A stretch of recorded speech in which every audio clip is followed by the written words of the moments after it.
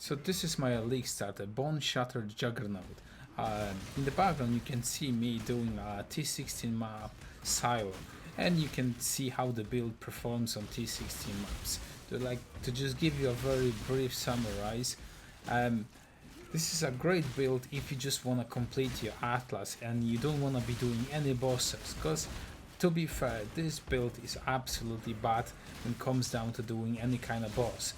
So any maps that you find along the way of mapping and completing your Atlas, I will just store them and save them up until you can gather some currency and transition to a different build. So generally that's what I'm gonna be doing, because I'm gonna transition my Juggernaut Boneshatter into a general cry build, and that build I'm very confident I can crush all of the content of the bossing, shapers and so on.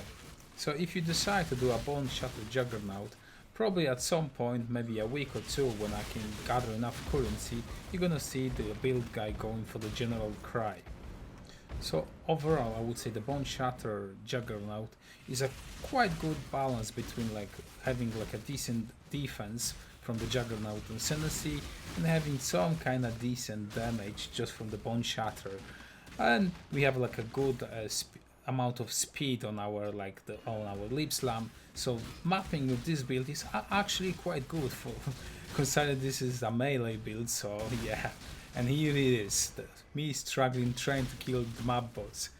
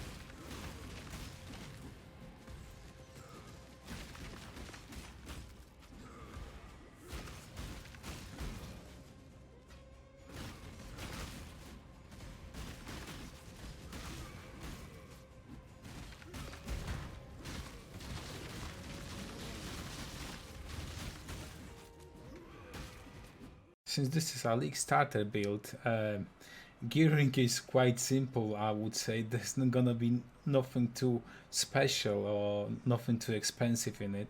The only good item I would say in the build is this axe, because it gives us a rampage. It's very cheap, you can get it for about 1 to 2C, and then I have a belt of the deceiver because I'm getting some life and resistance, some physical damage and intimidate from it. And the rest of the gear pretty much follows something like life, resistance, and if you can find anything useful on the items, like for example no gloves, I was able to craft myself some physical damage, that's alright. And then otherwise it's just life, resistance everywhere that you can get, because you just want to cap your resistance as quickly as possible. And that's pretty much for our gear. So for the bandits I choose to kill them all. For the Pantheons I'm using the Major God Soul of Lunaris, and for the minor one I'm using Soul of Tukohama. So your Boneshatter should prioritize something like this. If you only have 4 link, I would use Boneshatter, Brutality, Ruthless and Close Combat. If you have a 5 link, this really depends. Can you get a green socket? Then I will use Impale. If you have a red socket, then I would use Melee Physical. But then once you have a 6 link, then either you're going the missing link, they're gonna be Impale or they're gonna be a physical damage. In my helmet I'm using Faster Attack, Determination, Lip Slam and Pride. That's just 2 auras over here. If you're gonna have a reservation issue with those 2 auras, it means that you didn't pick up this cluster of the reservation, especially those 2 over here.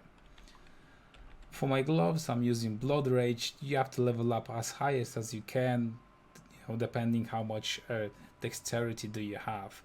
Then I'm using Corrupting Cry. You don't necessarily need the Corrupting Cry, I'm just using it so it makes my ancestral call cost life, or you can use a life tap if you want, but I just wanted to play around with a little bit with the corrupting cry. And last thing is Berserk. I just use Berserk whenever I get my rage fully stacked, and most likely this is on the boss, since you're not generating too much of the rage, so I would just use my Berserk every now and then. Then I'm using a cast when damage taken, Molten Shell. This just automates the Molten Shell, and I'm using the Cure's vulnerability just to get me a little bit extra damage. And I'm having this on a life tap because I don't have much mana, and if I start spamming my Boneshatter, I won't have enough mana just to cast the cast when damage taken loop. So your lap points should go something like this. Normal, this is just gonna help you out sustaining the damage that you're gonna be hitting yourself with the Boneshatter. And then I will go over here for the accuracy node.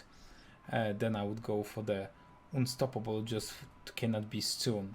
Before you get this ascendancy point, you can just simply spec over here and you cannot be stunned, so that's gonna be good temporal effects. And lastly, we're just getting this node over here.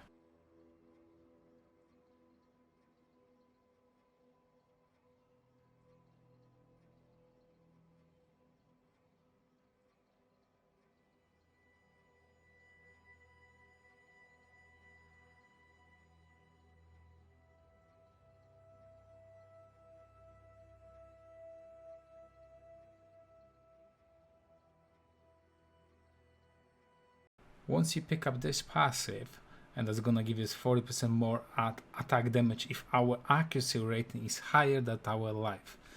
So you have to remember your accuracy has to be higher. So how do we check? If you go over here, it says main harm accuracy rating has to be higher than your life. Otherwise, you just have to find yourself some kind of gear with the flat accuracy, or you can get yourself some increased global accuracy. As long as the accuracy is higher than your life, you're gonna get the 40% more damage for our Boneshatter. So when I started leveling, I was using Ground Slam, and I would say it is quite okay. But if you don't like the Ground Slam, you can use Splitting Steel. That's like a choice for you. But I was doing the Ground Slam until I got myself into the Sunder. Once I got myself into the Sunder, and eventually I was using Seismic Cry, the leveling until about Act 3, until I could get myself the first Boneshatter, it was quite good. So because the combination of Sunder and Seismic Cry is absolutely great, because you can just hit it, move on, and the mob's gonna be dying. So thank you for watching the build guide, and I hope you're gonna have a great time playing with the Boneshatter. I would really appreciate if you could hit the like button and subscribe, as this really helps me out growing the channel.